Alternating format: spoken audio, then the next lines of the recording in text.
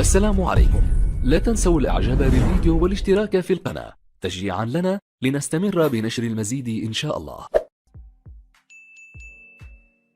وجه مدرب المنتخب المغربي لكرة القدم وليد الركراكي اليوم الخميس الدعوة إلى مهاجم نادي اتحاد جدة السعودي عبد الرزاق حمد الله للمشاركة في نهائيات كأس العالم في قطر بعد غياب لسنوات بسبب خلافات مع المنتخب.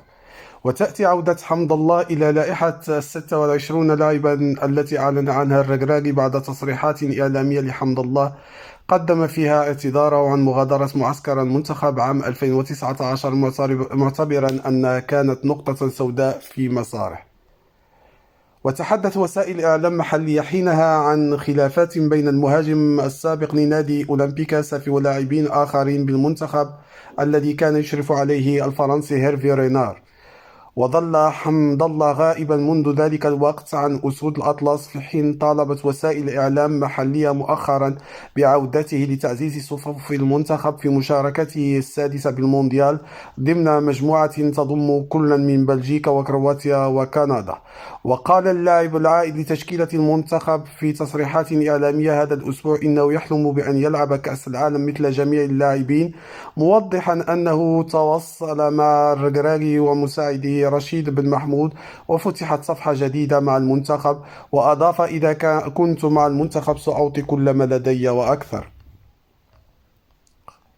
وحمد الله ثالث لاعب يعود إلى صفوف المنتخب منذ تعيين الركراكي مدربا له قبل 3 أشهر خلفا للبوسني وحيد خليلوزيتش بعد نجم تشيلسي الإنجليزي حكيم زياش ومدافع بايرن ميونخ الألماني نصير المزراوي اللذان غاب عن صفوف المنتخب الأعوام الأخيرة لأسباب انضباطية.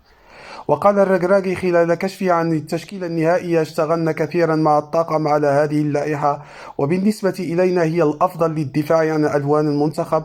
وأضاف أنه فضل عدم عقد ندوة صحفية للإعلان عنها كي تظل مركزين مع المجموعة، مؤكدا عزمه على تحقيق شيء كبير مع المنتخب. العائدون والمستبعدون من تشكيلة المغرب للمونديال. وضمت التشكيلة جل الأسماء الأساسية التي حملت قمص المنتخب المغربي في الفترة الأخيرة، وعلى رأسها نجومه المحترفين بأوروبا مثل مدافع باريس سان جيرمان الفرنسي أشرف حكيمي والقائد رومان سايس لاعب بشكتاش التركي، وحارس مرمى إشبيليا الإسباني ياسين بونو، وزميله يوسف نصيري، ولاعب وسط مارسيليا الفرنسي أمين حارث. وشهدت التشكيلة عودة قطب الدفاع ويست هام يونايتد الإنجليزي نايف أكرد والعائد إلى الملاعب الأسبوع الماضي عقب تعافيه من الإصابة واستدعائه لاعب وسط جينيكا البلجيكي الواعد بلال القنوس 18 عاما للمرة الأولى. واستبعد الركراكي الثلاثي الهجومي أيوب كعبي هاتاي سبور التركي وريان مايي فيرندوس فاروش المجري ومنير الحدادي خطافي الإسباني. وفيما يلي التشكيلة التي أعلن عنها الركراكي: في حراسة المرمى ياسين بونو إشبيليا الإسباني، وأحمد رضا التقنوتي الوداد البيضاوي، ومنير المحمدي القجوي الوحدة السعودي. في الدفاع أشرف حكيمي باريس سان جيرمان الفرنسي، ونصير مزراوي بايرن ميونخ الألماني، ونيف أكرد وست هام الإنجليزي، ورومان سايس بشكتاش التركي، وأشرف داري بريست الفرنسي، وجواد اليميق بلد دواليد الإسباني، ويحيى عطية الله الوداد البيضاوي، وبدر بنون نادي قطر القطري.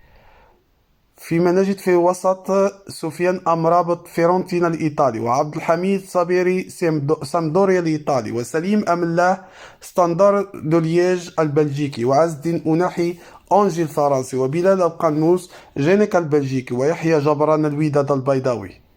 وفي الهجوم حكيم زياش تشيلسي الإنجليزي، وسفيان بوفال أنجي الفرنسي، وأمين حارث أولمبيك مارسيليا الفرنسي، وعبد الصمد الزلزولي أوساسونا الإسباني، وزكريا أبو خلال تولوز الفرنسي، وإلياس الشاعر كويز بارك رينجرز الإنجليزي، وعبد الرزاق حمد الله اتحاد جدة السعودي، ووليد شديرة باري الإيطالي، ويوسف النصيري إشبيليا الإسباني. شكرا على المشاهدة، ولا تنسوا الإعجاب بالفيديو والاشتراك بالقناة.